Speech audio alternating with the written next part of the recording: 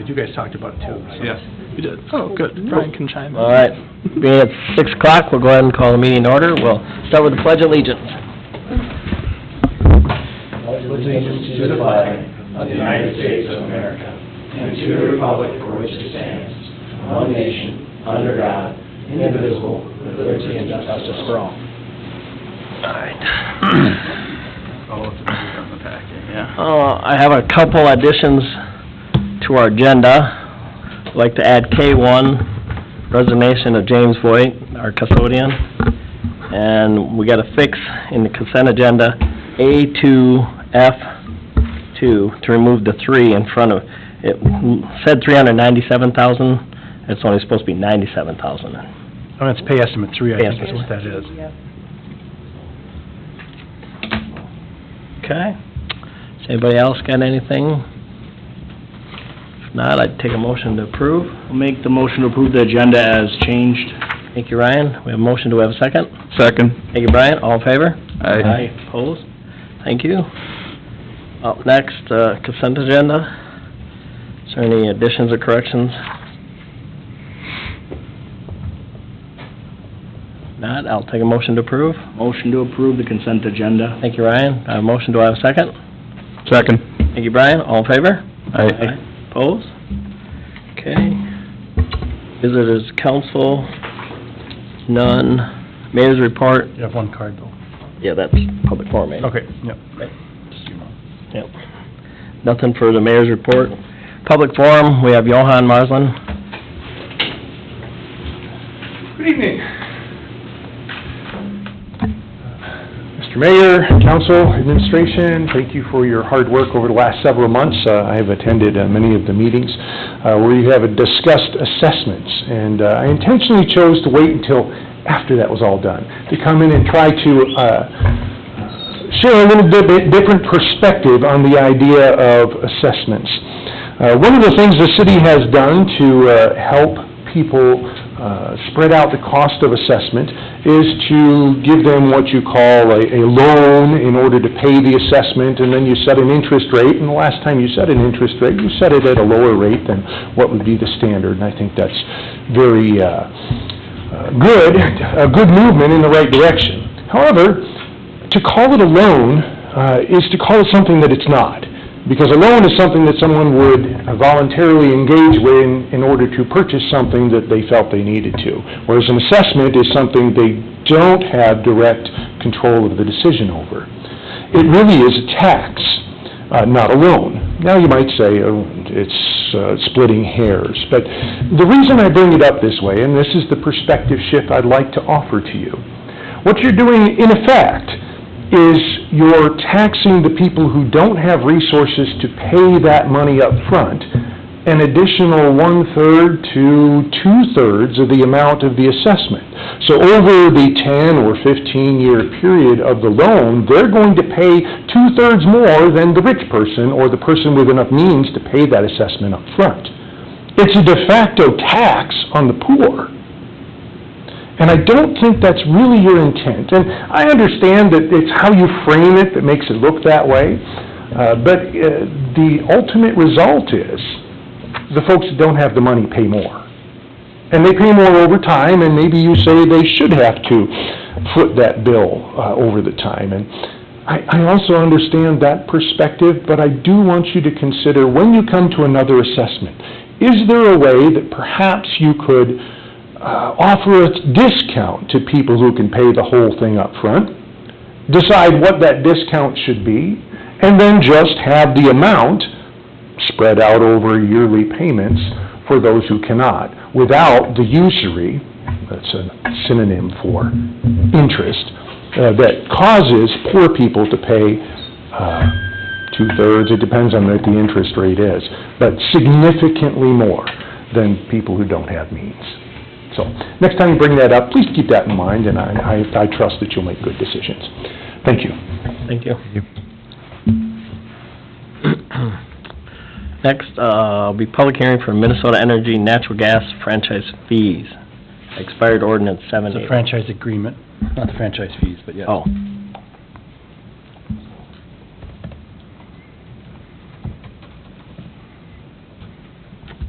So, we talked about this before. This was an agreement we discussed, and the council had agreed to ask them to change the amount to 10-year instead of a 25-year agreement.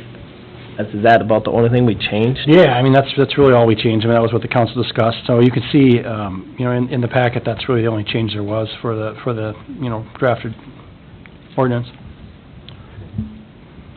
Public hearing. Mm-hmm. So, if there's no more discussion from council, I will go ahead and open the public hearing for the Minnesota Energy Natural Gas franchise agreement. I actually have a question. Yes. On the old one, the ordinance 781, the agreement is with Peoples, if I read correctly? People's Natural Gas, yeah. And then this new E1 is with Minnesota Energy Resources? That's correct. Peoples was acquired by Minnesota Energy, I think, back in 2000 well, actually, it would have been when this building was sold, so it would have been the late 90s, so. Yeah. Just wanted to make sure that was clear for anybody reading along at home. Sure. No, there's no change to the vendor, it's just a matter of that was their acquired name, so. Okay, thank you. If nothing else, I'll open the public hearing. If anybody would like to come forward? Well, seeing none, we will close the public hearing for the Minnesota Natural Gas Franchise Agreement. So now we just need to approve it? Well, if you have any discussion on it, otherwise, yeah, we'd be looking for a motion to approve that. Any more discussion? I think it's good that we went down to a 10-year. When this came up, it was 25 and we didn't even realize it. So this should just help future councils. If there's nothing, I would take a motion to approve. Make a motion to approve. Thank you, Ryan. We have a motion, do we have a second? Yep, I'll second. Thank you, Paul. All in favor? Aye. Opposed? Okay, thank you. Next, EDA, we have a tax abatement for the House of Hoops. All right, so I'll just give a bit of a background for this first. So this has to do with the House of Hoops proposed project for 119 West Main Street. And so what is being proposed is an athletic facility for a combination of basketball, volleyball, and pickleball that could be used by like leagues or individuals with memberships or other groups like that. And so the tax abatement request is specifically for some site improvements that are going to be necessary in order for a building to be constructed at that lot.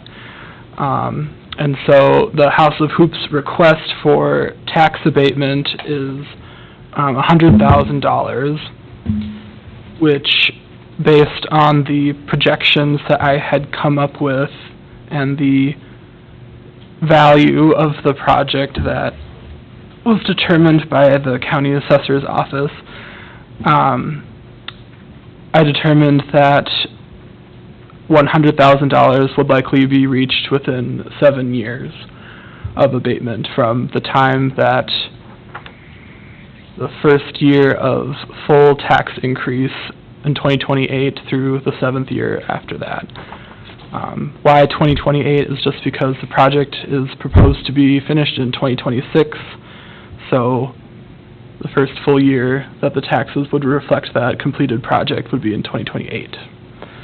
And so you'll see in the agreement that I had drafted, it's approximately $13,000, $14,000-ish, all up to $15,000 by the end of that year of 2034, adjusting for inflation and all of that. So it would be a pay-as-you-go tax abatement agreement, so the property owner would still be required to pay all of the property taxes up front, and then it becomes the city's responsibility to issue a reimbursement of those funds according to the terms of the abatement agreement. And so the limits would be either $100,000 or 7 years, whichever is reached first. And let's see. So that's the tax abatement agreement, and then the House of Hoops also requested a revolving loan from the EDA. And so with that one, it more has to do with the actual construction of the building. And for that one, House of Hoops is requesting a loan of $50,000, which the EDA did recommend approval of, at an interest rate of 5.99% over 10 years of payments starting in July 2026.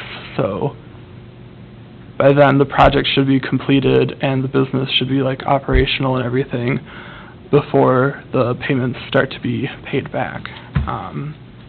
And so with that one, it was like payments of $554.85, I think, per month, going forward and all of that. And let's see, a few conditions of approval with the loan. Let's see, you'd have to finish all of the other documents that I specified in the resolution. One of the principals of House of Hoops would have to complete some business counseling, and then we'd also need to see evidence that the project is fully funded between the other lenders for the project.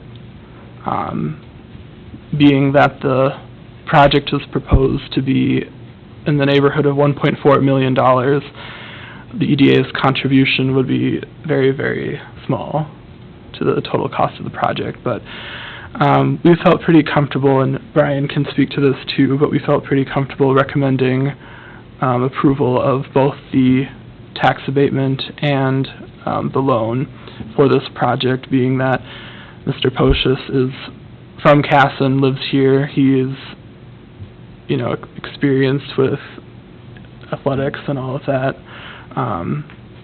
being a coach of basketball in the school district here. Let's see. And, let's see, we're interested in seeing the increase of tax base that this project would contribute to the city, and the small portion of employment opportunities that would be created as well.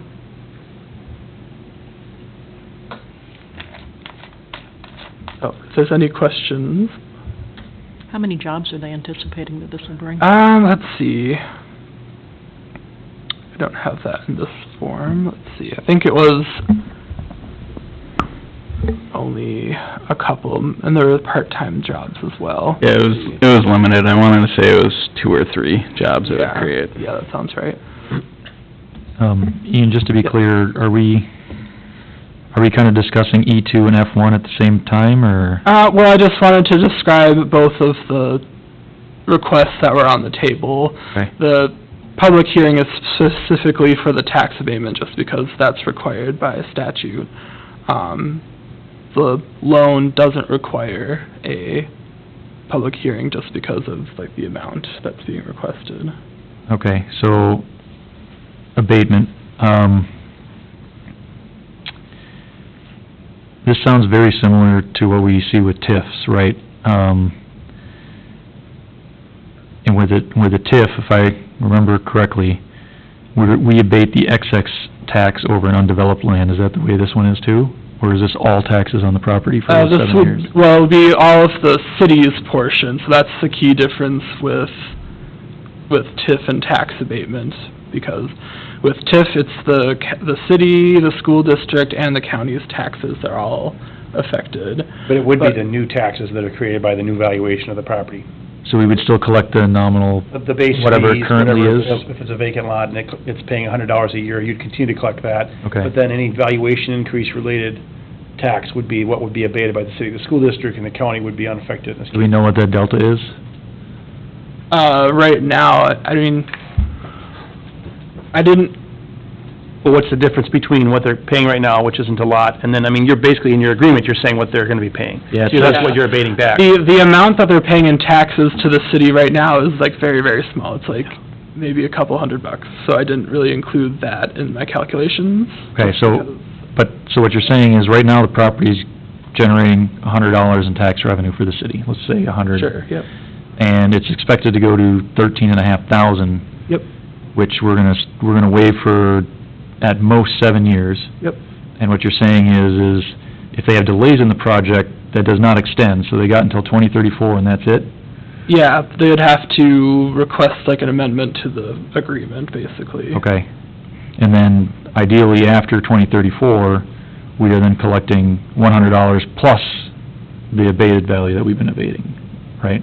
So that's Yeah, the it would be benefit. the full amount, yep. That's the benefit to us, is that we wait a few years, and in the future, we'll have higher revenue off this property that currently is Exactly. essentially wasted, right? Well, it's been vacant the entire 20 years I've lived here, so I don't Right, know. Yeah. so It what burned that down when is- I was in second grade in 1989. Jeez. So, I know with the TIF, there's other strings attached. Are there any strings attached to this? Are we putting any requirements on them about, like, what the facade needs to look like, or anything like that? Not through the abatement agreement specifically. Okay.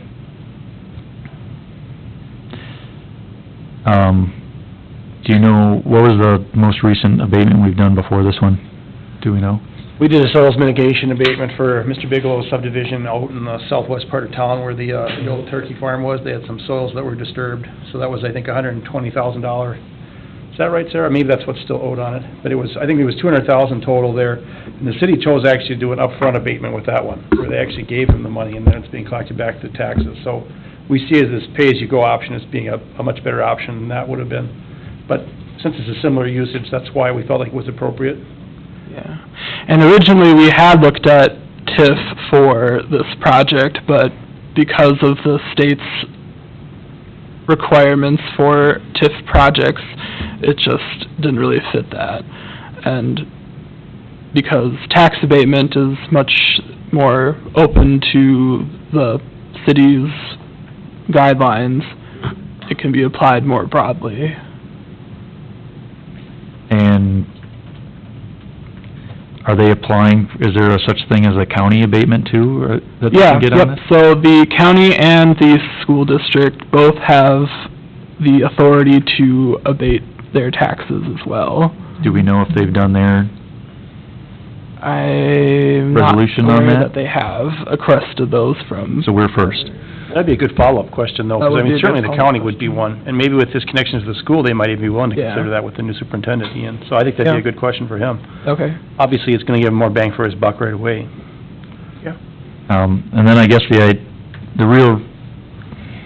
driving the abatement is the fact that that's a vacant, kind of wasted property in town, but it's also difficult to build on, right, because of environmental factors and obviously the close proximity of everything else around it. Yeah, I mean, I think the EDA's perspective, and Brian, I mean, I don't know exactly how your conversation went with the EDA, but, you know, we like to see our downtown active. You know, it's a business coming to downtown, it's gonna drive a significant amount of traffic downtown, which there's pluses and minuses. I know, Dan, you've mentioned, you know, parking is, and Yes. that's one of my concerns with parking too, but, you know, Brandon will solve that through engineering. Correct. But, No pressure. But, I mean, you know, we like to see that vibrancy in the downtown, it's gonna bring families downtown. You know, we hope that it would support the, you know, restaurant business, that sort of thing as well. You know, you see a lot of small towns, but downtowns are not very vibrant, so I think that's one positive. Second positive is, yes, there's you're deferring your joy, right, from the city's perspective of collecting tax revenue off of a new building. We're deferring that, but without that deferral, it would be difficult for him to complete the project due to the environmental concerns that you highlighted. I think that's kind of our perspective is, we'd rather have a 10-year deferral or a 7-year deferral than nothing, which is kind of where we're at right now. It is a relatively small lot, difficult to use for a bigger building. Yeah, okay. I mean, from the financials perspective, I see, like, I mean, that makes perfect sense. My concern is, like, a tax abatement is essentially saying, oh yeah, you're a business, we're gonna come in here and give you special treatment so that you bring your business here, you know, and that's just something that we, you know, we have to always weigh, right? Because we've talked before about, you know, oh, Byron does that a lot more than we do, right? So, And I'm just a little wary of, we've lost businesses that have gone to Byron. Schmidt Printing is a good example. They're no longer Schmidt Printing. But one of the biggest employers they had in the mid-'90s was looking to come here and didn't, because previous councils not want to give those options to them. So we don't want to miss those opportunities too. yeah, so I guess what I'm trying to work through is, like, this is a lot in downtown, and it's actively kind of making our downtown look worse by it not being there, right? So if this were a lot somewhere else that was in a different position, would we think differently on this abatement? Well, on that point, I mean, I know Ian and the EDA did review a tax abatement, a TIF policy at their, was that April's meeting? Or was it, I don't remember if that was April or May's. So it does give some guidelines for the EDA to kind of evaluate it. At the same time, we do take these applications one-on-one. And that's why we have these hearings, we have this discussion, is because, you know, council has the ultimate ability to say, does this make sense or doesn't it? And in some cases it may, in some cases you might say, you know, I don't feel it's appropriate. You know, because we're fortunate, some businesses don't necessarily request those. I will say that every business that's come to town has requested help in some sort of thing. Even, you know, EGAN, for example, you know, they said, hey, you know, what can you do if we're gonna give you this easement for a water tower, which is beneficial to us? You know, we waived some of the fees that they paid, so it was a mutually beneficial situation. In this case, we're gonna see an empty lot that was not gonna be built upon, hopefully be successful. You know, at the end of the day, it's something we have, I think it's important to try those, otherwise we don't get those employers, like you said, Ryan. I think it's not, I don't think we set a precedence, we're just doing case by case. And this goes back to the years of people asking us to bring more business to town, to bring more vibrancy to town, and if we got that ability, yeah, why not? I mean, because in 7 years, this takes off like they project, and it looks like it will, we're gonna benefit by far more than a lot sitting there empty. And if there's other lots around town that do that, and we look at it, and it makes sense, I'm all for it. You know, but again, that's why I like the case by case, because not every one works, but, so location helps, but not always. Sometimes it just, I mean, you know, your point about the environmentals too, I mean, this is a brownfield redevelopment. So that definitely is a little bit different than someone building an open field that has less, you know, environmental concerns. So I mean, that's something that we probably take into account too with the decision-making process. They start digging in 2 footings and they find a bunch of wells or something like they did with the fire department. I think it was, you know, from the previous building, there was detritus that was stored underneath the lot. I know we've ran into that with the lots the EDA owns on the other side of the street, kind of over by that part of by the Legion and stuff, so. Meaning it's basically an archaeological dig. Brandon will tell you it's not an archaeological dig, we don't wanna get into that, but Okay. yes, there are definitely some bricks and, you know, rocks and some things like that. stuff in there. Yeah. Stuff. Definitely understand the concerns and the questions, though, they're good questions. Yeah, I'm just struggling myself with, you know, without the strings attached like the TIFs kinda have, I feel like we're kinda playing favorites here, and I'm trying to resolve that myself. Can I ask who are playing favorites to? To people who come to us and ask to debate their taxes, right? We're giving them something, and we have all this stuff in writing saying they're gonna give us this in return, but there's no guarantee we will get it, right? And we don't give that to people coming in and building a house, or maybe a Well, somebody could business in a request it if different... they had a specific reason for it, you know. I don't know if we wanna open that door, Paul, but I don't think that's where you're going with it. I don't. I wish we could not have any tax abatements personally, but, because then we don't have to think about it, but...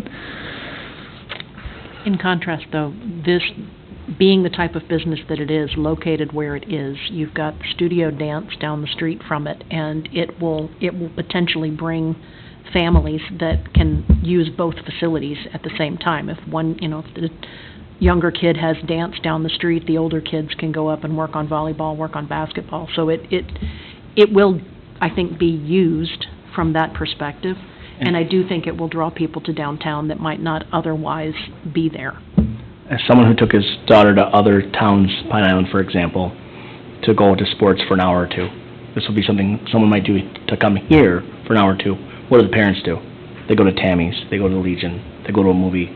It keeps business here. It adds to our other businesses that are already there, so it's a benefit to more than just the House of Hoops. It's a benefit to all the businesses around it. Yeah, the parking can be an issue, but we're adding new parking behind the Legion there, and we're adding space, and we're looking at that area, so it's something we are thinking about, but leaving an empty lot just so that a couple cars can park there isn't as beneficial as having a business there. And we can keep collecting the $100, $200 a year if you want, but it doesn't add to the quality of our city to leave it the way it is. And if we don't support this business and their tax abatement, what does that say to the next business that wants to come, that needs support from us? We've dealt with this for the last 20, 30 years, and that's why we've seen businesses go 5 miles to the east. And we've had to deal with the repercussions of that for years.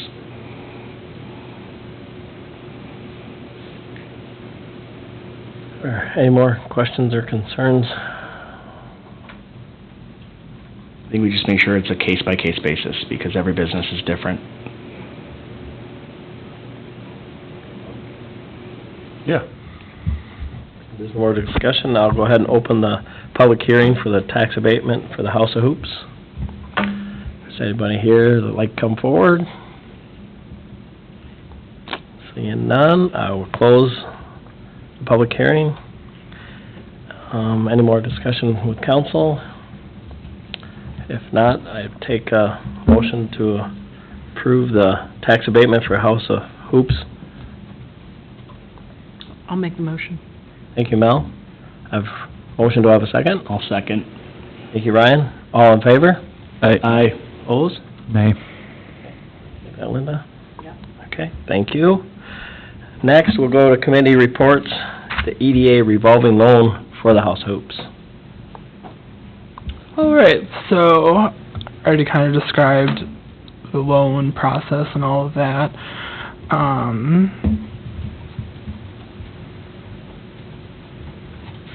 don't know if I have anything else to add. Has the EDA had any other businesses recently that have taken out a loan like this and not paid back the EDA? Yes. Okay, how is that handled then? Since that was a concern earlier about tax abatement, how do we handle that? It's in litigation. Litigation, fair enough. Okay. So, well, I guess there's two of them that I think are recent. Two. Over the last 5 years. One was certified to their property taxes, the cost of their loan. The second one is in litigation. We're definitely a small player in that loan. Yep. I think we're in third position. There were two other larger loan at the bank, and then there's another person. So the goal for the EDA is to always play we look for gap financing. We're not trying to be the primary lender for these. We try to fill that gap where they wouldn't be able to do the project otherwise, so. Yep. Requesting our money back through them. I don't know if you wanted to talk to that at all. I'd love information about it, because I don't know any litigation on it. Well, we're not, but the other partners are, But the as other far as I partners know. are, so we're kind of like third in line, but we've requested our money back as the EDA and the council, but we haven't officially done any. How about Scott's? What other partners are? Well, I mean, I think it's Smith and then the bank. In the bank. Well, and Better. Peoples. They have a piece of that one? No, they don't, no, you're They're right. on the Smith other and the one. bank, yeah. So- I don't know which bank. I don't know which bank. Southern Minnesota Initiative Foundation? Foundation. There. Lawnmower. Is this a typical number? I don't know. No, they, It sounds like he wants to try and get that business open again. I know we're getting a little off topic here. but- Is this 50,000 typical of what the EDA would look at giving for a business to open? Yeah, it's within the range, I would say. How much, okay. and those loans all depend on the request and how much is in the fund. Yeah, and initially, he had requested $200,000 from the EDA, but the loan fund does not have nearly that amount left, at this time, so $50,000 was what the EDA felt comfortable recommending approval for. And the repayment starts once he starts building, or once we, The 20, July of 2026 is what, whether he I starts recommended. building or not? That was a question I was asked in the last one. I thought that was a really good question, but I'm curious on that. let's see. We should have a date that specifies like when the project is completed by. That's usually in like a development agreement, which is one of the documents that's required as a condition of approval. And Ian, I'll ask again, do we have any strings attached to this one? Strings. Yeah, are we requiring them to do things in order to receive these funds? Specific things that we want them to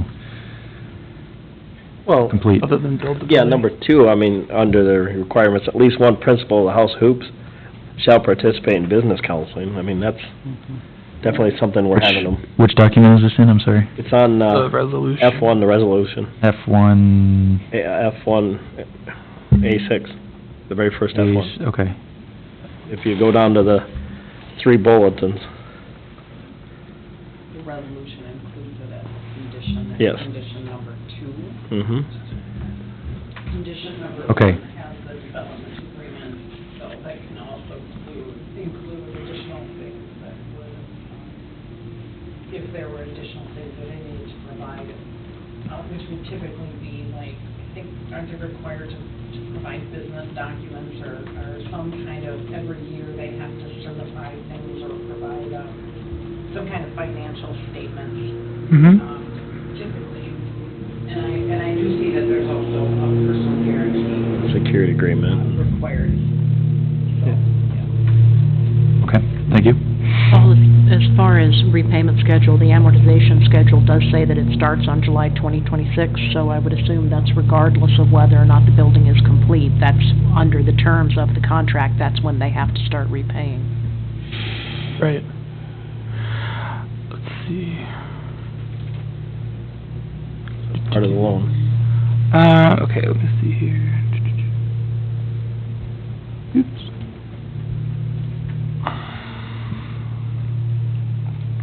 What were the EDA's thoughts on this, at the last meeting they had about this? About the revolving loan specifically, And the prospect of the business, yes. it was a lot of echoing what you guys had all talked about. The big one was parking, if it does get busy, but then the Legion getting paved and having parking behind it was kind of the offset to that. Some concerns about it being a bit of a niche business, but again, every business, I guess you could say, has its own niche, so, everyone was on board though with both the abatement, I believe, and the revolving loan, so.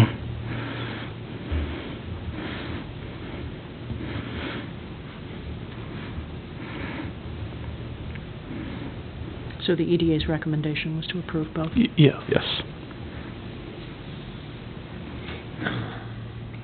They didn't go back and forth between the 200 and the 50,000, they just moved it down to 50. Yeah. Well, yeah, we...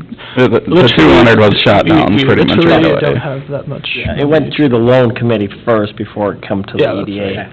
Fair enough. So it was finalized there first. They recommended no more than 50,000.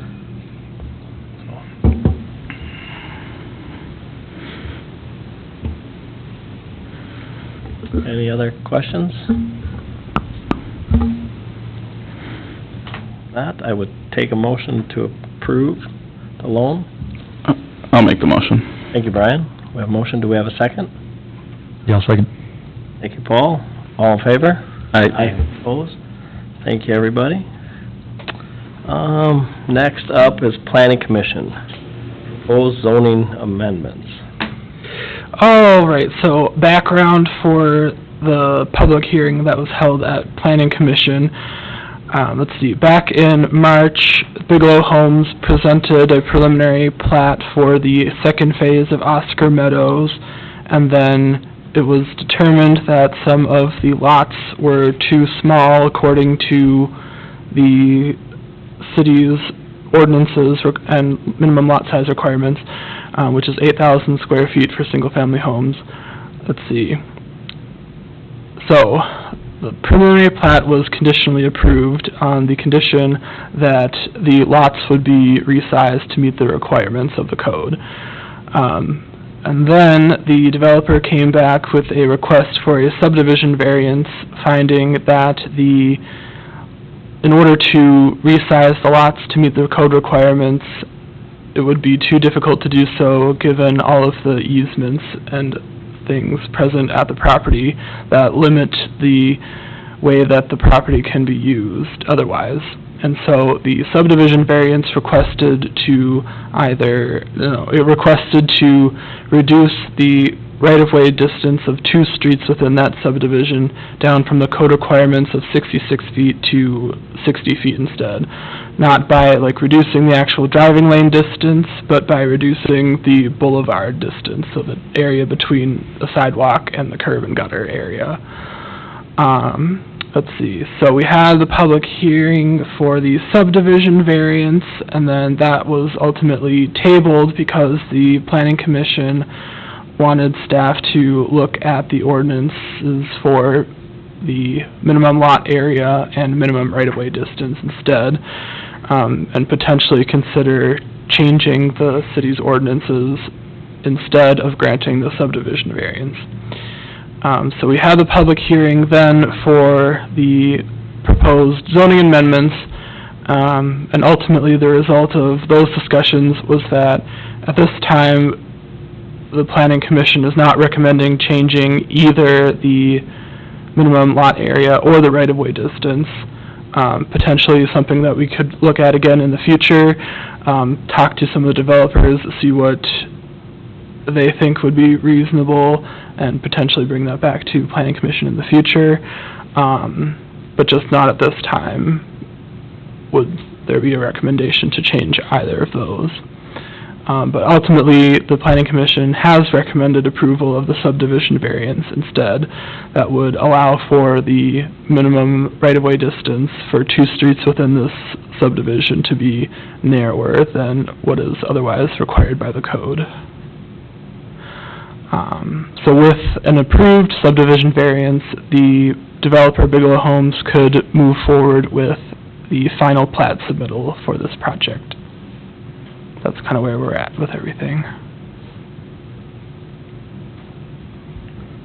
Brandon, on, what am I on right now? F2B, is, with that, what is that? I don't want to say oval, but almost rectangular shaped.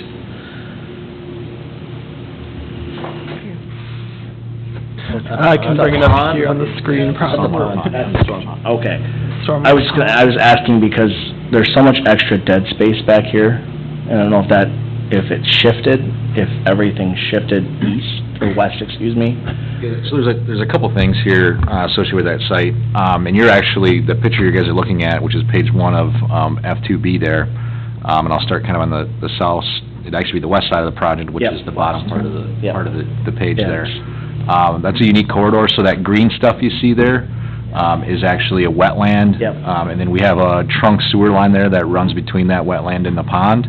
And then you can see we have pond into that road there, which is labeled as 11th Street Northeast. So I believe the roads that they're looking to narrow up are 15th Street and 14th and a half Street. And one thing to note there, then I'm going on the whole other side of the sheet there, now we're up against the Dodge County Road, 240th Avenue or 8th Avenue, or the dump road. On that side, there's also a sanitary sewer there that's in the back of those houses. So the developer kind of got kind of pinched here with, buying land, and then there was a sewer on the east side, and then there's a sewer and a wetland along the west side. And we kind of have almost a nature corridor back there with the wetland, and we're going to have a trail on that's all for your sheet to the bottom of the sheet there that the developers agreed to pay for. So, I guess all that noted of, the reason for a variance is, kind of got pinched there when they were doing their lot calculations. I guess I should even add in addition to that, between the 3 and 4 on the right-hand side of your sheet, which would be the, kind of between the two phases, there's like that big gas line that comes through here. So, and in addition to that, we're building 16th Street. The developers agreed to build 16th Street on the north end of the project, left-hand side of the sheet. So, a lot going on of external items with this development. So as a developer comes in and says, I want to buy X amount of acres, there's not a lot of, usable acres. You just kind of beat up everywhere, and literally on all 4 corners of this phase. So, part of me says it's developers' job to do their due diligence at the end of the day. But with that said, narrowing those roads are not really roads that are going to have a lot of through traffic, because the subdivision, we've restricted access out to the dump road there, specifically by 16th Street, and that's shown in gray there, via 11th Street, and I don't believe 11th Avenue that runs north-south there. That's going to be probably a heavily used north-south corridor for not only this traffic, but traffic to the south. That will be busy. To get a secondary access out to the Dodge County Road there. So, not a lot of traffic in those roads, so I think from a traffic perspective, losing a couple feet in the boulevard there is not so concerning for me, because I think, again, everybody's not going to be driving down those streets. They're going to be on that 11th Street running north-south there. In addition to that, okay, we have snow storage concerns, absolutely.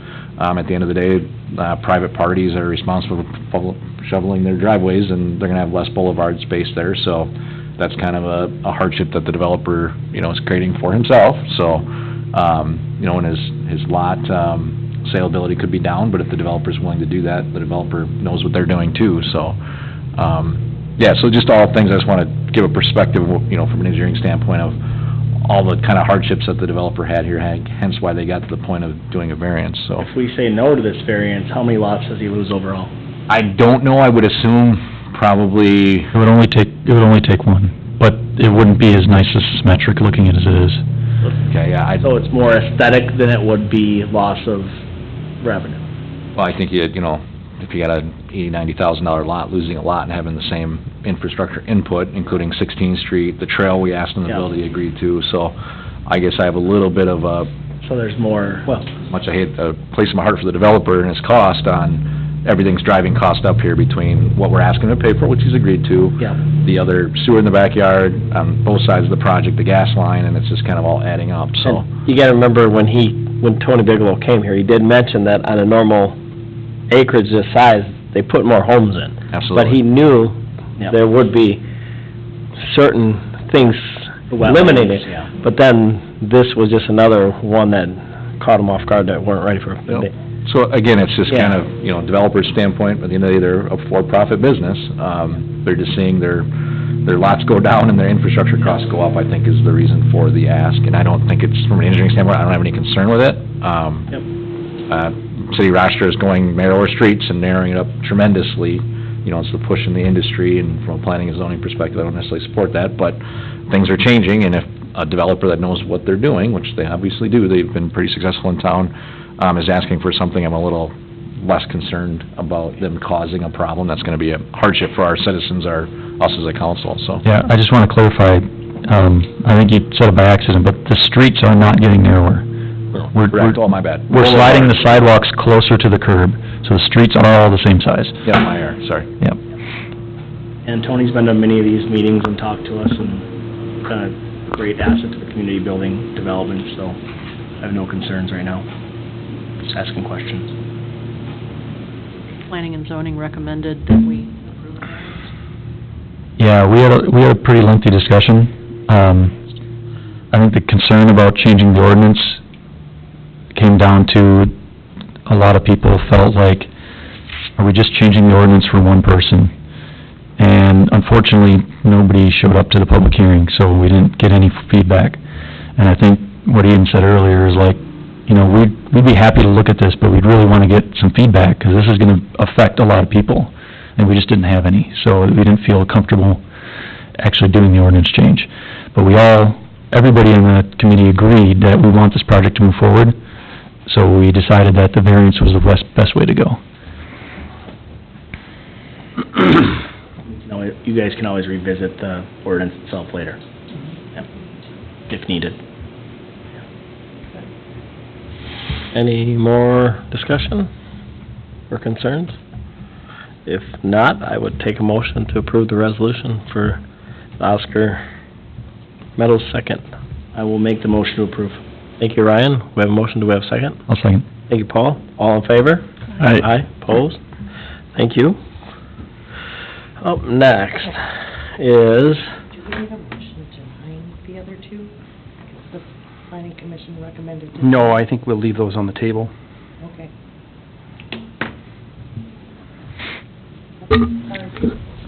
doesn't hurt to ask. Up next, Fire Corps. So there's more information, there's a letter from our attorney. And any thoughts? It's all loading really slowly. I mean, maybe you want to start out stating what part of your letter? Yeah, I do have some concerns about setting up this separate fire auxiliary program. And I've shared those with the chief. It sounds like they may want to shift and do this as part of the Relief Association. So, that, I'm not comfortable with it like this, so I would be willing to look at, changes to Relief Association bylaws or standard operating procedures. I mean, I see where Chief Fitch is trying to go with this. I see what the end goal is, and it's an admirable goal. However, everything that's stated in that manual is contrary to best practices as put forth by the League of Minnesota Cities and basic employment law. So I share Mel's discomfort with it from that perspective. I think I pretty much agree with you completely. Like, I like where he's going, I want him to keep trying to do this. It seems like a great way to get people involved who want to help, that may not have the training, and maybe they eventually do the training and become a full-fledged firefighter. But yeah, we need to make sure we've got everything dotted and crossed before we go ahead. I don't want to speak for the fire department, because I'm not on the fire department, but I think part of their concerns is they want more help with their volunteer stuff. And that's kind of why they're going with this, and that they're just trying to find a nice way, an easy way to get people involved, and so, but I think that's kind of their concerns. But if we can make it work, where they're not employees of the city, because every fireman is an employee of the city, now you got more volunteers, and if, I'd like to see that if we could, but hiring them as an employee, I think it just adds more legalities and more, as the attorney pointed out, there's work comp, there's insurance, there's liabilities, And the waiver that he's going and to... the waiver, which, would work at all. ineffective, yes. So at this time, I would say, do we put it to a vote? I mean, everybody's kind of agreeing, but we say no? I mean, I think it sounds like council direction is for them to maybe refer this, to the Relief Association and see if there's a way they feel like they can operate it through that. Otherwise, the council's not interested in extending this program at this time. That's kind of the takeaway I'm getting from everyone. Not the way it's presented Not yet. the way it's presented, yeah. Yeah. Oh, I think that's, I can take that direction back to Joe and the chief there. Is there we got rid of our EMS committee, we no longer have that, but is Or this? ad hoc. Ad hoc, so it's still, Yeah, maybe this is something we have a meeting for that, because we have not met this year, and this would, to bounce ideas off of each other, to hear what he actually would like this to end up being, and he is not here today. I haven't seen a follow-up email since the one sent that's in our notes. So maybe it would be nice to hear from him, and there's other programs he's talked about starting, but we talked about starting these things and they don't go anywhere. I would prefer he would come to our meetings, so we could talk to all of us. I guess to me, it would make sense maybe to... Both would be good, yes, I agree, but it'd be beneficial to bounce some ideas off two of us too that are in those meetings, or were in those meetings prior. We may or may not. Still have enough members on that committee. Right. at this There was point. less interest in the group as we moved past the fire hall construction project, which is one of the reasons Yeah. we looked at sort of curtailing maybe it a little bit more, because a couple of the, public members were the ones that are the issue. Obviously, with council level, we talked about it, and then two of the members being the police chief and the fire chief, Yeah, so I hear you. Yeah. I think to me, it would make sense maybe to have Joe come back and just talk right to council, because in the long run, you guys are the ones who are accepting the responsibility for this program, if it were to move forward. You're the ones who are gonna have to extend those, employment agreements and things to those folks who are joining it, so. If you want to reach out to him and tell Yeah, him, we could give certainly him have- our concerns Yeah. of where we're saying right now, no, and then if he can come back with a new plan, new ideas, new Sure. options, and Yeah. then maybe he could come, To our July meeting, is that soon enough? And what the cost would be to their relief association. if he can by July, if he can't, August, I mean, it's, Sure. we'll put it in his, Well, in his court. yeah, 'cause I mean, he's busy, I get it, so, Okay. and Well- this might take longer than a Yeah, I'll talk month. to Joe about it and see what he thinks is possible, or where he wants to go with it, but basically, I can relay to him the concerns that you all have, and he's aware of them too, so. Yeah. Okay, Right. thank you for the Thank feedback you. on that. All right, next is, body worn cameras and vehicle cameras. Yeah, so this is mostly informational. The police chief is out of the office this week, but basically, I think he wanted to make sure the council was aware of the costs. Earlier this year, the council gave a direction, they felt like this was something they wanted to move forward with, the budget cycle. So these are these are costs that'll be added into the budget for next year unless the council decides they don't want to do it. You know, and, you know, they're pretty significant, but at the same time, you know, the council seems to have weighed the pluses and minuses on this and felt like this was something they wanted to pursue. So I think that's, you know, Josh has got this in the packet tonight just to show you, you know, you're looking at, payments, you know, I think he's looking at a lease program with Axon. You've got the one cost, for the body worn cameras, the other cost is for the fleet camera. Fleet cameras, the first year, it's $7,527.65. Going forward after that, it would be, just about $17,016,937.24. And then for the body worn cameras, let me get that one up quick. There's initial fee up front, Yeah, 39,000. 30, yeah. So you know, you'd see, you see those costs spread out over 5 years there too. It's $3,929 the first year, and then $8,840 each year following. So, yeah, basically that's, you know, I think he just wanted to share those costs to know that that's one of the things that'll go potentially into his budget for next year, so. Well, and when we asked him about it, when he brought it forward, he gave us preliminary numbers, and we knew it, we didn't have an exact number, but I don't think he's out of where he initially said. Sure. And I think this is, my opinion, this is gonna be beneficial, not only to the police department, but to the city of Casson alone. It's gonna be an asset. So if there aren't any objections or any concerns about that, like I said, we'll include that in the budget. I'll take it as direction that they want to proceed with that, and I can talk to him when he gets back in, make sure that he gets this quote approved with his vendor.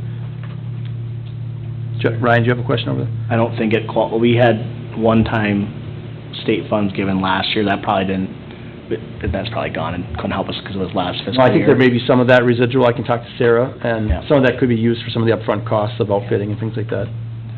Sir, any concerns on the police department side there?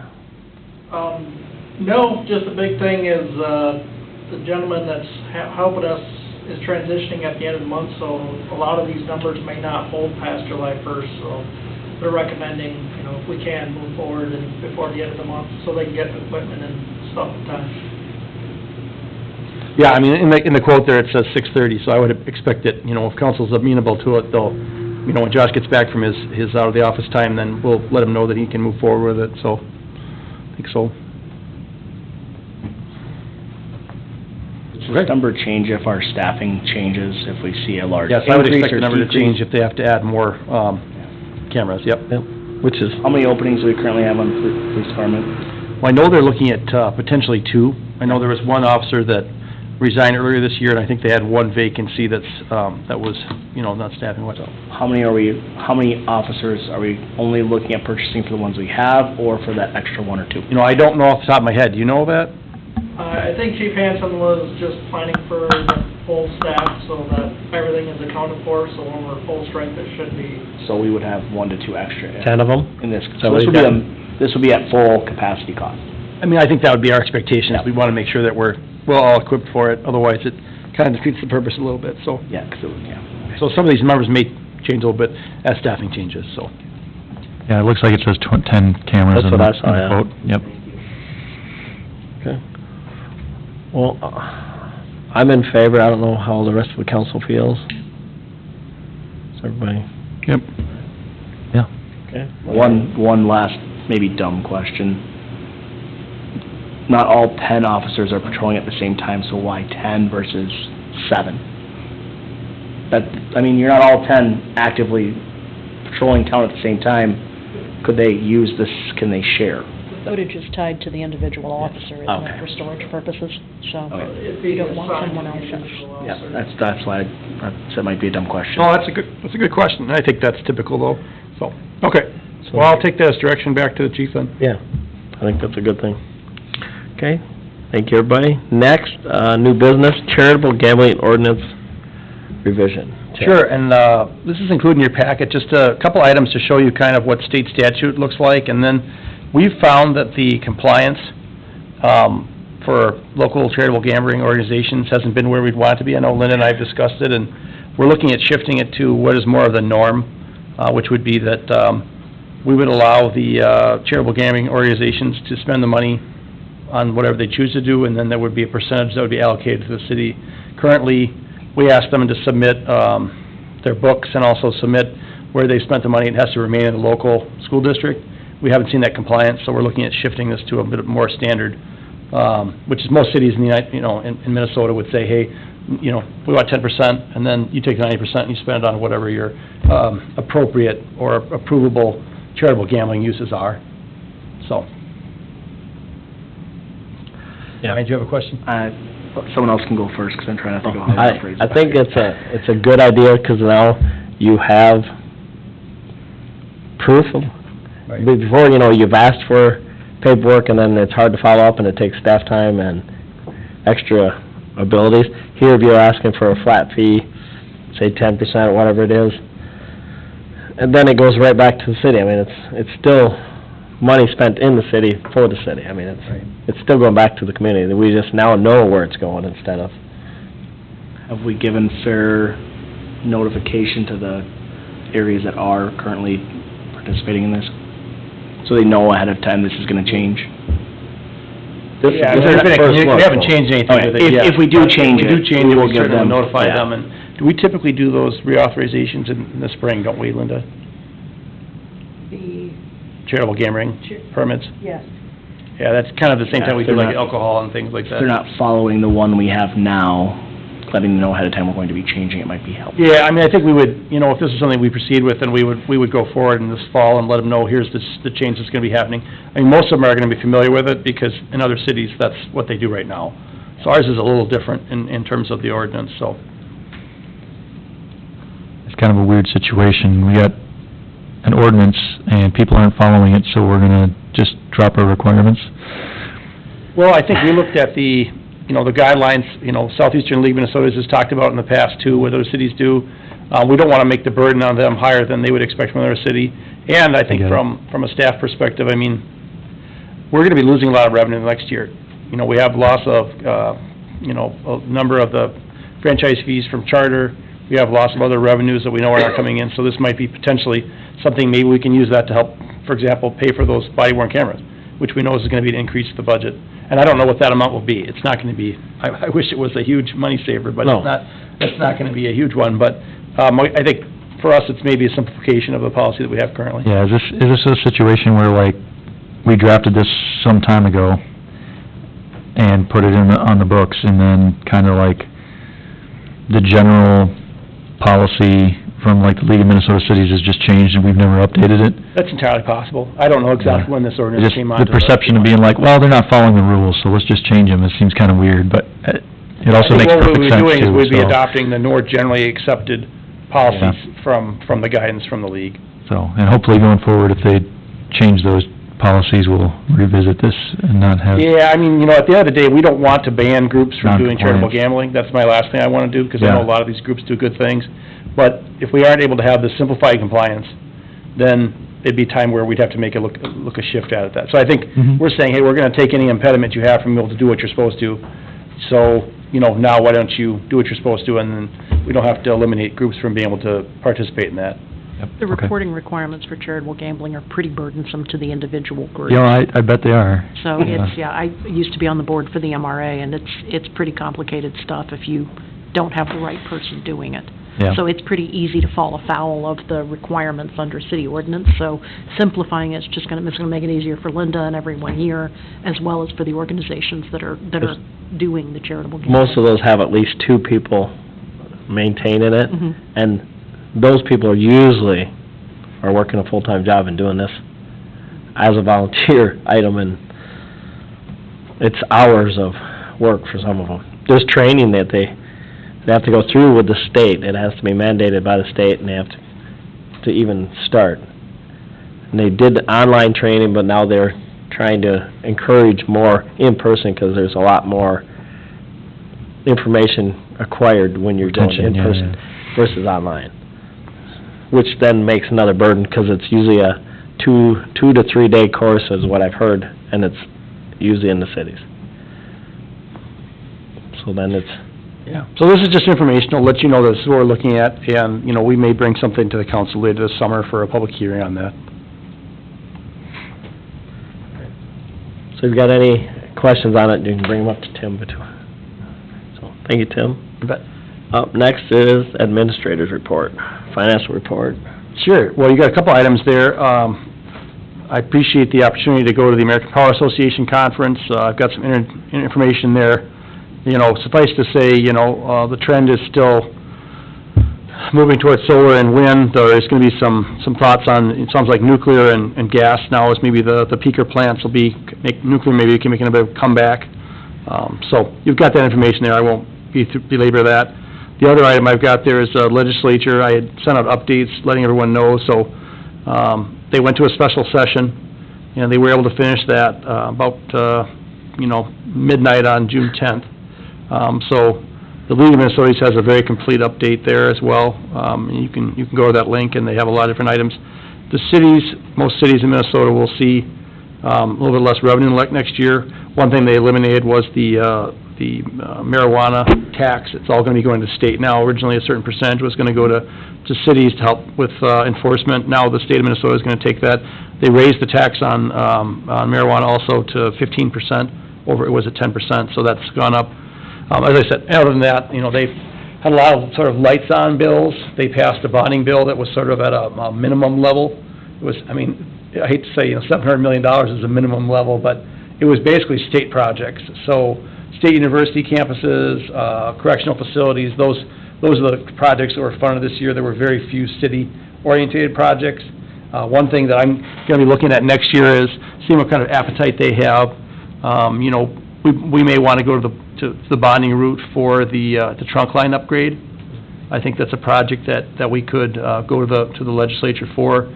I've seen a lot of different cities going for projects of that nature, so that's something that we may want to go through the legislature if they're going to have a bonding bill next year. I'm not sure what the appetite will be. Obviously, the legislature is struggling right now with the unfortunate deaths of a couple of our legislators. Speaker Hortman, someone I've met before, and it's very unfortunate, this terrible thing to see in Minnesota.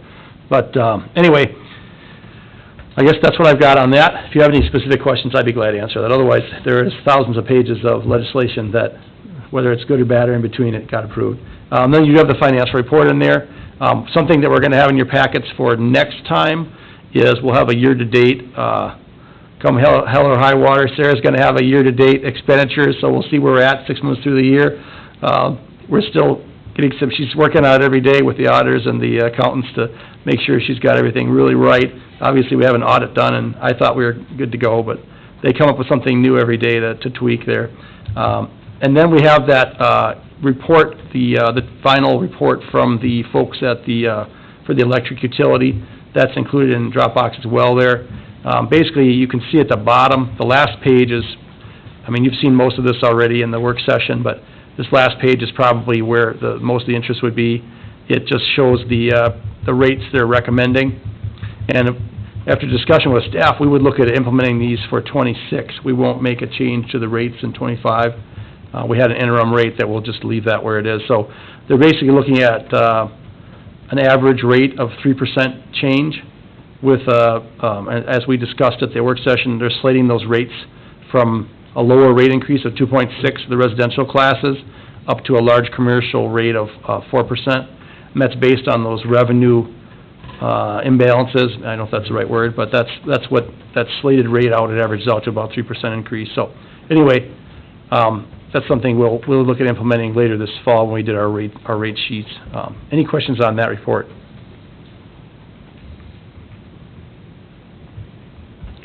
Otherwise, I think that is everything I've got, and I'd be glad to take any questions anyone has. Did you get to meet Jerry Rice then on Wednesday? I'm sorry? Did you get to meet Jerry Rice? There were 1,300 people in the room, and so I was, in the same room as Jerry Rice, but no, I did not get to meet him. I got to meet a few of the other people that spoke, but there were not as many autographs being given out by the economist they brought in. She was not as popular as Jerry Rice was, but it was a good speech. It's fascinating, and someone who a lot of people, at least my age bracket, are very familiar with when he played in the 90s and stuff like that, so. Thank you, Tim. Up next is our engineer's report. All right, well, thank you, Mayor and Council. 2 items tonight. The first one, Maston Creek Trunk Sewer Line. Should look familiar, that was past action. We applied for some funding for some design work here on this trunk line that we have in our CIP for potential improvements or upsizing. So in your council packet there, the first item is the approved grant agreement that came back from the state. So that's just basically saying we got the funding, and that's the work plan and the budget that we submitted for. The second item is our professional service agreement to basically perform that work between us at WHCS and the city. And that scope and fee mimics what we have in the application. And I will note there is some city match from city staff time in the work plan outline there of like $5,400, so there is going to be some in-kind match of Tim and staff's time. So that is an engineering agreement for that work. And then the second item, we can come back to the professional service agreement, is kind of shows the corridor there, essentially from our main lift station down at the treatment plant just north of 16th Street and Maston Creek, looking at upsizing that sewer line, kind of following back up Maston Creek, all the way back to the railroad tracks and the railroad bridge where the old treatment plant was at the old Schwenke Imes shop there along the railroad and Maston Creek Bridge there. So that was noted in our 2019 kind of response to our flooding. We were given some pretty straightforward marching orders to figure out what's wrong with our sanitary sewer, why it's backing up in our homes. This is one of kind of the last project that we haven't really done yet that was noted on there and approved by, I guess there's a couple council members that are still on the board, but by previous councils. That's kind of the big picture of what we're doing. So with that said, it's just ask you to consider approving the professional service agreement with us in the city to move forward with the design. Is there any questions for Brandon on that? Would you like a motion for that? Yes, please. I would take a motion to approve the professional services agreement. Motion to approve. Thank you, Ryan. We have a motion. Do we have a second? Second. Thank you, Brian. All in favor? Aye. Opposed? Thank you. All right, and the second item tonight has to do with the flood hazard mitigation. I think we were lucky enough to get our bonding bill project in there before, the last couple of years have been a little slower from the bonding bill perspective. So we're acting out that project now and starting construction. As part of our approval of our agreement with the state to receive our $5 million of bonding bill. I think this has kind of been approved part of that, but I wanted to bring it back because there is some designation or declaration here. So the first item there is the waiver declaration. You can see a pretty map there with orange and green. Essentially, what the state says is if they're going to give you $5 million to build something, they don't want you to sell that property. So in green is public right-of-way. They give you a waiver to say, all right, it's your public right-of-way. You're not going to go and sell that, whatever, the state helped invest in our infrastructure. But you can see the orange city parcels there. Those are city-owned parcels. Specifically has two things. One is a pond that we ultimately got funding for a pond, so that was pretty critical because it was part of what was funded. And then off the end of 6th Street there, we have a cul-de-sac that we're actually constructing on city land there. That's what we worked out with staff for the turnaround plows there. So that is improvements that the state's paying for on our parcels, so we are going to be required through the second document there that says they're good with everything, and we're going to certify that we get the waiver for our public right-of-way. But the other three parcels, we do have to have the third document there was the declaration that essentially says those parcels, we're going to hang on to them. I think it's 125% of the useful life of whatever the state invested in. So we'll have to do a calculation. The road's going to last 50 years. It's deed restricted. We can't sell that land for that amount of time. Now, those three parcels, majority floodplain, our disc golf course area there, and then we're going to build a stormwater pond. So the likelihood that we'd want to do anything there is pretty low because it hasn't, it's kind of been presumably purchased by the city to meet those needs. So I don't think a deed restriction would be too cumbersome. So that's what we're asking for, I guess, consensus from the council or provide other direction of, I guess it'd be the city administrator, the mayor signing this declaration and certification as part of our funding package that we previously approved with MMB at the state level. So just want you to be aware, I guess, that that's happening or provide other direction because I think the staff and the mayor are going to move forward with that. So just wanted to get that before you. Like I said, I think it was technically approved, but we didn't quite have all the paperwork back from the state or know exactly what we were going to have to declare. So I'm happy to answer any questions you may have on that. So. No questions? All right. No action is needed, just... I guess, as long as you guys are good with that, I think we'll just move forward signing it. Okay. So it's part of our agreement, so. Get that taken care of then. Yep. And I guess one other item, Mayor, if you don't mind, Highway 57 improvements from 11th Street up to 16th, had a kickoff meeting with MnDOT, for that fund, for the construction portion of that project, kind of laying out stuff with MnDOT, so that went well. Staff also attend, Mr. Ibish and Mr. Bradford attended, so, got some direction on what our expectation is to get to the state to get that project built. And then we'll be working with that developer to kind of set that road up to the west and set their development up, presumably that they're gonna be moving forward, and we'll talk about the schedule later, because it was funded over multiple years. If we're gonna build it in 27 or 28, it's been talked about, but staff will talk about that, and we'll have something back for the council. And then, we may look at getting started on that sooner rather than later, so I'll see if we move forward with the contract at some point, so just heads up that that's coming, so. Other than that, construction's going in 16th Street Northwest, that we had funding for, bids, July 3rd, I think it is. So we'll have that in the July council packet for potential, approval of a contract with the contractor to build that by winter. I know everybody wants to see it, I think you get it done, so where we're trending, so be looking for that next meeting, so that's all I had. All right, thank you very much. Next, personnel. There's a letter in here for the resignation of James Voigt, our custodian. I would take a motion to approve his resignation. Motion to approve. Thank you, Ryan. Second. Thank you, Brian. All in favor? Aye. Aye. Opposed? Okay, motion carries. Staff is in the works of looking. Yeah, Linda's got that job posted up on the city website already, and so we'll, be moving forward with, currently staff will handle it internally, and hopefully we'll have another person to, and if we don't end up with any good applicants, we'll let you know what the plan is. Was one of his tasks also the fire hall? No, that was separated out. They have had their own person, or they've recently hired their own person, so that person They're in we've the had process? discussions with about, whether they're interested in doing some of it too, but, Because they have graduations coming up and stuff. yeah, that's right. That's separated out, so. Okay. Nothing from the attorney? Okay. With that, there's correspondence. One thing, I just did want to highlight that, 7 population estimates, this is, Oh, yes. from the state demographer's office. They always are 1 year behind, but as of last year, April 1st, 2024, the population estimate for Casson was 7,220. So, just to highlight that, I'd like to put that in the packet so everybody can kind of see where we're at. So when are we updating the signs?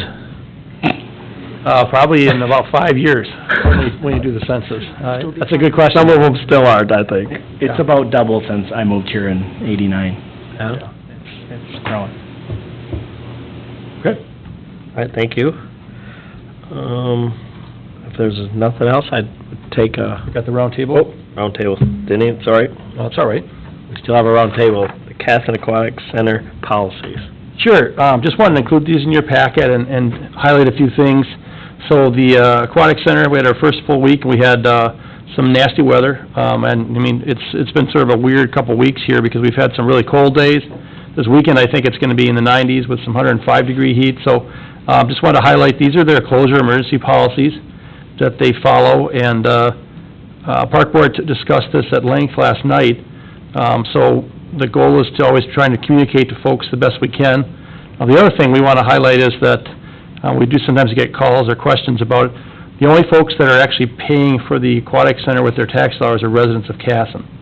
So if someone lives out in Manorville Township, or they live in Manorville, they are not paying for the pool with their tax dollars. No money from Dodge County goes to the pool. It's only from Casson residents. And that's one of the reasons that Casson residents don't have the same charge for a family pass or a single pass. They pay a little bit less fee. So, anyway, I've got these in here, you know, they have cold weather guidance, rain guidance, lightning. The biggest thing that the park board talked about is making sure that the guards and the manager is discussing it with the park supervisor, making sure that they put that out as timely as they can, either through a text message or through emails. I know I get emails from there occasionally, so, you know, we just do the best we can with it, and the kids who work there do the best they can too. So there were some miscommunications with one of the child care centers in town that led to some frustration, I think, from the lifeguards and also from some of the residents. So we just want to try and do the best we can to make sure that everybody's on the same page. Yep. And I apologize, I missed the meeting yesterday. My father-in-law showed up from Texas for his 78th birthday, and I had to go to that, but I'll watch it on YouTube later. My only thought was that, we have staff that make these decisions, and we're not at the whim of our local JLHs and our PKs. Like, yes, it's nice to have them open for you, but we are a facility run by the city, not for you, or run by you. Yeah, I mean, I think the biggest issue that came out of it was, we had a day where the weather wasn't good, and projected attendance was gonna be very low. So the staff person called this childcare person and said, are you planning on coming? Because if you're coming, we're gonna be open. And the childcare, at least this is what's been told to me, reported that they weren't sure. And so at that time, that's when the pool manager had to make a call, and they chose to close because they should have probably got a better defined answer from the childcare center. Yes. But I mean, I wasn't there, and I can't, say how the conversations exactly went. So, like I said, the goal is always to try and, make it a positive experience for everyone. And as the weather warms up, it'll be easier. And hopefully, we won't, I think Monday was another example where, it was supposed to start raining at 1 o'clock. Well, it didn't. It started raining again at 1 o'clock, and it's even today, it rained part of the afternoon. So it's just, we want it to be fun for the kids. And I know that my kids have swam Saturday, Sunday, Monday, 3 days in a row, and I think the staff are doing a good job. It's clean. The bathrooms have been clean, the facility's been really running well, the lifeguards have been doing a good job. There's always tweaks we can make, but just wanted to include this information in your packet so you can kind of see what they work with when they're trying to operate the pool. So. One question, how much does it cost in terms of labor cost per day when the pool is fully staffed? I don't know that number off the top of my head. I mean, certainly I can talk to Sarah and we could split it out. It would be interesting to know that. Yeah, I mean, it's, typically they have staff there, they have lifeguards and they have the concession staff, so if they were operating at full bore, I could work with Sarah and we can kind of take a typical day and I can get that information to you. It would be interesting to know, because the 3 phone calls that I received about the pool closing that one day, were not from Casson residents. One was from a Manorville Township resident who insisted that she did pay taxes through the county that supported the pool, and she didn't think it was fair that non-Casson residents paid more. I tried to explain that, but I also did try to point out that we've got to balance the interests of the people that live here that pay taxes, and if it costs X amount to keep the pool open and there is nobody coming in that day, people will be upset if we are wasting their tax dollars in that way as well. And so hopefully people do understand that it is a balancing act. It's not just we're closing the pool to be mean. Yeah, I mean, in the state of Minnesota, there's only 2 pools that have consistently run a profit over the last 5 years, and they're large ones in the metro. So it's a service we provide for the community residents. We operate at a loss. Every pool, I mean, I think if you look at Rochester's brand-new pool last year, I think they lost close to $4 million. I mean, it was a big, big loss. I mean, ours thankfully not that bad. We've actually had 2 years we broke even since I've been here. But every year we have some kind of hiccup. COVID was a tough year, and you have staffing issues. Last year we had some pool heater issues. I just encourage people to try and stay positive, because it's for the families, it's for the children, and if they have a question, they can always call up at City Hall, and I'll be glad to talk to them about it. I didn't mind getting the phone calls, I just wanted Sure. clarity for the folks that did call. Yeah, and I will talk to Sarah and see if we can give you what an average day is, but Okay. like I said, typically, we aren't, it isn't a profitable enterprise for us, it's a service for the community. Thank you. Yeah. Tim, I did want to talk about the lack of participant policy. I guess my concern is if we're not sending staff home, why would we be kicking someone out of the pool? Well, typically, if we close the pool, we do send staff home. Okay, and that's okay, and then that makes sense. I do still have concerns though, like, if a single mom or a single dad or whoever brought their 3 kids and they're the only ones in the pool, I get we can't lose tons of money on it, but,